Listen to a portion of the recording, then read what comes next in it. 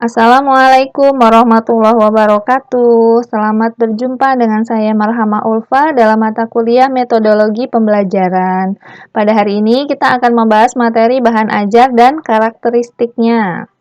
Nah, pertama-tama akan kita bahas definisi bahan ajar, yaitu adalah seperangkat sarjana atau alat pembelajaran ya, yang berisikan materi pembelajaran, ada metode, ada batasan-batasan, dan cara mengevaluasi yang didesain secara sistematis dan menarik dalam rangka mencapai tujuan yang diharapkan.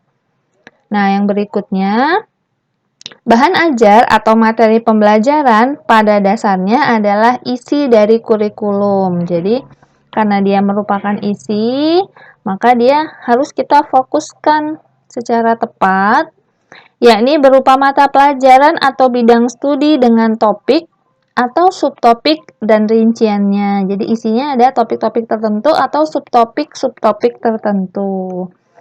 Ada dua jenis bahan ajar, yaitu yang pertama bahan ajar yang didesain secara lengkap dan ada juga yang didesain tidak lengkap. Nah, bedanya apa? Kita bahas satu persatu. Yang pertama, bahan ajar yang didesain secara lengkap. Artinya, bahan ajar tersebut memuat seluruh komponen utama ya di sini secara utuh. Komponennya termuat secara utuh, meliputi ada tujuan pembelajaran, ada kegiatan belajar yang harus dilakukan siswa, ada materi pembelajaran, ini lengkap ya, ada latihan dan tugas, ada evaluasi, ada tugas lagi, ada evaluasi lagi, dan ada juga umpan balik.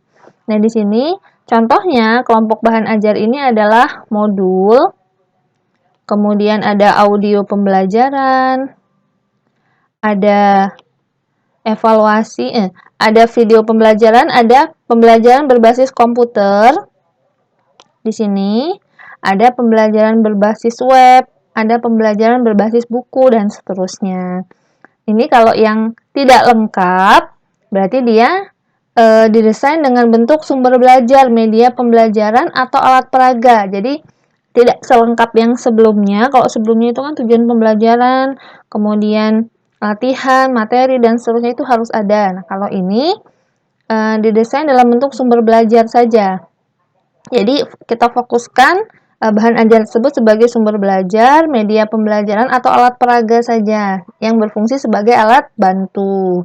Nah, dalam hal ini, contohnya media pembelajaran dengan berbagai alat peraga, untuk praktikum biasanya ya, belajar dengan transparansi, belajar dengan buku teks, kemudian peta, globe, model kerangka manusia, dan sebagainya. Nah, di sini karakteristik bahan ajar ada 5, ada self-instructional, ada self-contained, ada stand-alone, ada adaptive, kemudian ada user-friendly. Kita bahas satu persatu. Self-instructional yaitu bahan ajar yang dapat membuat siswa mampu membelajarkan diri sendiri dengan bahan ajar yang dikembangkan. Jadi, siswa bisa belajar sendiri ya. Di dalam bahan ajar harus terdapat tujuan yang dirumuskan dengan jelas, baik tujuan akhir maupun tujuan antara. Jadi, sesuai dengan namanya, maka siswa itu bisa membelajarkan diri sendiri dengan adanya bahan ajar tersebut. Dalam hal ini, guru hanya bertugas sebagai pembimbing. Jadi, biarkan siswanya belajar sendiri.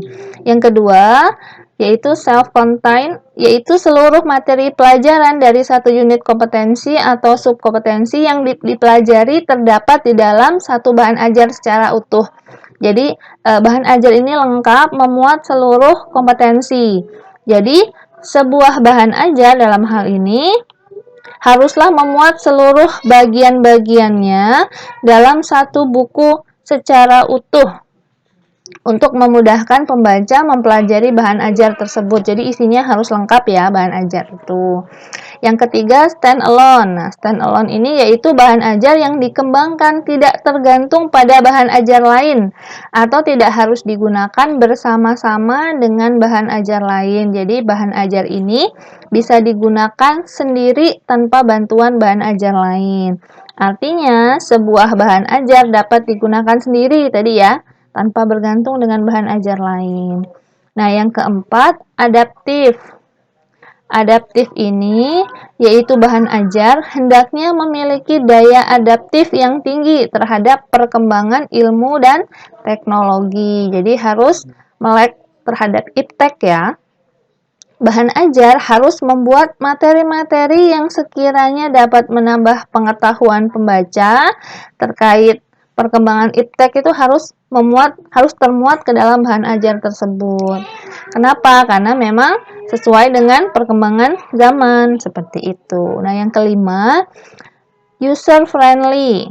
Nah, apa yang dimaksud dengan user friendly ini? Yaitu setiap instruksi dan paparan informasi yang tampil bersifat membantu dan bersahabat. Nah, di sini membantu dan bersahabat dengan pemakainya, termasuk kemudahan pemakai dalam merespon dan mengakses seluruh keinginan. Jadi, jika ada bahan ajar yang membuat siswa kesulitan, berarti dia bukan termasuk bahan ajar yang user friendly. Jadi, sebisa mungkin para guru menyiapkan bahan ajar itu untuk memudahkan siswa, bukan untuk mempersulit siswa. Jadi, dibuat bahan ajar itu supaya benar-benar mudah untuk digunakan oleh para siswa. Seperti itu.